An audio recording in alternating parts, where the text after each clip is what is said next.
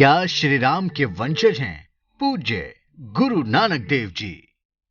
क्या श्री राम के परिवार के सदस्य हैं पूज्य गुरु गोविंद सिंह जी? क्यों पूज्य गुरु नानक जी और पूज्य गुरु गोविंद सिंह जी का श्री राम के पुत्रों लव और कुश से गहरा रिश्ता है? दोस्तों, आप तो जानते ही हैं कि सिख धर्म हिंदू धर्म से ही निकला है और सिख धर्म के महान और पवित्र ग्रंथ गुरु ग्रंथ साहिब में भी प्रभु श्री राम, श्री कृष्ण और कई हिंदू देवी देवताओं की वंदना भी की गई है।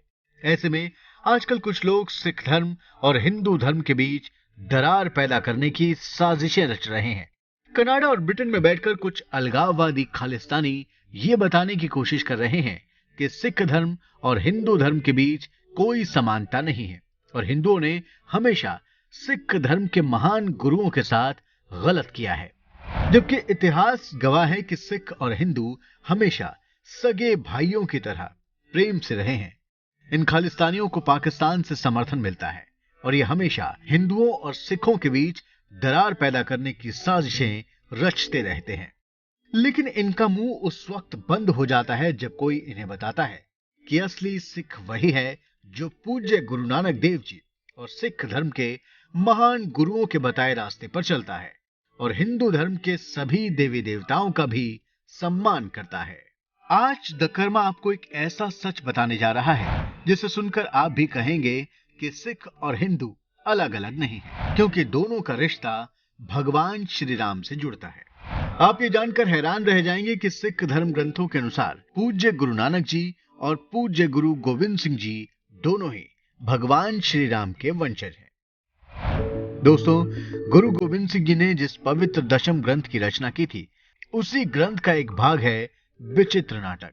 आप ये जानकर हैरान भी हो जाएंगे कि पूज्य गुरु गोविंद सिंह जी न केवल पंजाबी भाषा के विद्वान थे, बल्कि वो ब्रज, अवधी, भोजपुरी और कई दूसरी भाषाओं के भी विद्वान थे। उन्होंने विचित्र नाटक की रचना ब्रज भाषा में की थी और इसमें उन्होंने पूज्य गुरु नानक देव जी और अपने वंश का पूरा लेखा जोखा दिया था। पूज्य गुरु गोविंद सिंह जी ने अपने लिखे विचित्र नाटक में स्वयं को भी और पूज्य गुरु नानक जी को भी सूर्य वंश का बताया है। सुनिए विचित्र नाटक में लिखी इन पंक्तियों को। बनिता कद्रु दिति अदिति एरिख बरी बनाई, नाग नागरिप देव सभ दैत लय उपजाई। अर्थात दक्ष प्रजापति की 4 पुत्रियों वनिता, कद्रु, दिति और अदिति जो कश्यप ऋषि की पत्नियां थीं, उनमें अदिति के गर्भ से देवताओं की, कद्रु से नागों की और दिति के गर्भ से दैत्यों की उत्पत्ति हुई। ताते सूरज रूप को धरा, जाते वंश प्रचुर रवि करा, जो तिनके कहीं नाम सुनाऊं, कथा बढ़नते अधिक डराऊं। इन्हीं देवताओं में अदिति के पुत्र सूर्य से सूर्य वंश की शुरुआत मानी जाती है। इसके आगे पूज्य गुरु गोविंद सिंह जी लिखते हैं, तिनके वंश बिखय रघु भयो, रघुवंश जिह जगहि चलयो, ताते पुत्र होत भयो अजबर, महारथी अरु महाधनुर्धर। इन्हीं सूर्यवंश में राजा रघु हुए, जिनके नाम से सूर्यवंश को रघुवंश भी कहा जाने लगा। इसी वंश में भगवान श्री राम का जन्म हुआ। सीय सुत बहुरी भये दुई राजा, राजपाट उन्हीं कौ छाजा, मद्र देश स्वरज बरी, जब भांति भांति के यज्ञ किए तब। श्री राम की पत्नी माता सीता से लव और कुश नाम के 2 पुत्र हुए। इन्होंने मद्र देश की राजकुमारियों से विवाह किया और कई यज्ञों को भी किया। तही तिनय बांधे दुई पुरवा, एक कसूर द्वितीय लहुरवा, अधक पुरी ते 2 बिराजी, निरख लंक अमरावती लाजी। राम के दोनों पुत्रों लव और कुश ने 2 नगरों की स्थापना की। लव ने लवपुर यानी वर्तमान का लाहौर और कुश ने कुशपुर यानी वर्तमान के कसूर नगर बसाए। बाद में कुश के वंशज कालकेतु और लव के वंशज काल राय के बीच युद्ध हुआ। काल राय बाद में सनौड जाकर बस गए और वहां की राजकुमारी से विवाह किया, जिससे जो पुत्र हुआ उसका नाम सोढ़ी राय रखा गया। इन्हीं सोढ़ी राय से सोढ़ी वंश की उत्पत्ति मानी जाती है, जिस वंश में गुरु गोविंद सिंह जी का जन्म हुआ। लवी सरब जीते कुशी सरम बहारे, बचे जे बलि प्राण लय के सिधारे, चतुर्वेद पाठियम कियो काशी बासम, घनय बरख कीने तहां ही निवासम। लव के वंश के हारे हुए वंशजों ने एक बार फिर से कुश के वंशजों को हरा दिया और कुश के वंशज भागकर काशी चले गए, जहां उन्होंने वेदों का अध्ययन किया और वेदी कहलाए।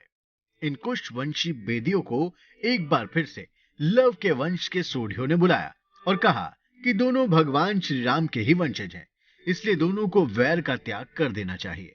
उनके बुलावे पर कुशवंशी बेदी पंजाब आए और उन्होंने लव वंश के सोढ़ी राजा को वेदों का ऐसा ज्ञान दिया कि लव वंशीय सोढ़ी राजा ने अपना सारा राजपाट कुशवंशीय बेदियों को दे दिया। बेदी भयो प्रसन्न राज कह पाई कै, देत भयो वरदान ही है हुलसाई कै। जब नानक काल में हम आन कहाई है, हो जगत पूज करी तो ही परम पद पाई है।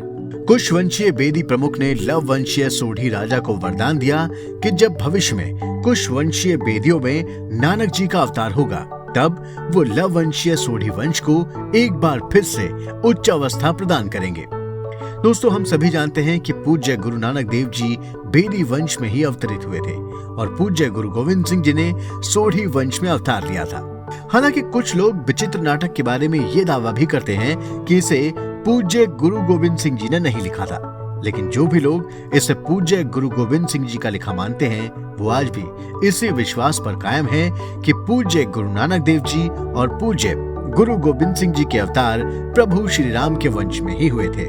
इसलिए जो भी लोग हिंदू और सिख धर्म के बीच दरार डालना चाहते हैं, उन्हें ये वीडियो जरूर देखना चाहिए। और अगर आपको हमारा ये वीडियो पसंद आया हो तो आपसे निवेदन है कि आप इसे जरूर लाइक करें। और अगर आप हमारे चैनल द कर्मा पर सनातन धर्म से जुड़े अनसुने रहस्यों को जानना चाहते हैं, तो आप हमारे चैनल को जरूर सब्सक्राइब कर लें। धन्यवाद।